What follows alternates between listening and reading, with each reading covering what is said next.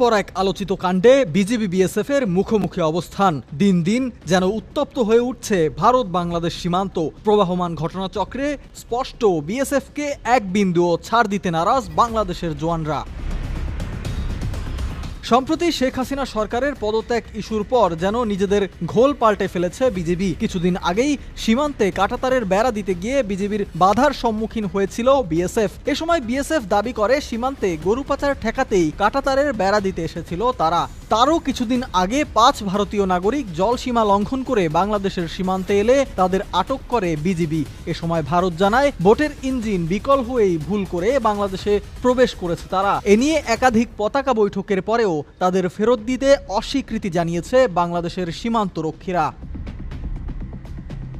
সীমান্তের এমন উত্তেজনার খবর ইতোমধ্যে প্রকাশ করেছে ভারতের বিভিন্ন সংবাদ মাধ্যম। তাদের দাবি, গেল সপ্তাহের 2টি ঘটনায় বাংলাদেশ ভারত সীমান্তে বিজিবি বিএসএফ এর মুখোমুখি অবস্থানের কারণে উত্তেজনা এখন চরম পর্যায়ে পৌঁছেছে।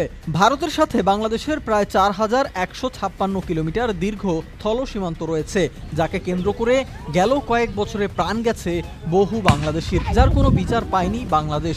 এসব হত্যাকাণ্ডে তৎকালীন শেখ হাসিনা সরকারের নীরবতাই সীমান্ত হত্যা আরও উস্কে দিয়েছে বলে দাবি বিশ্লেষকদের।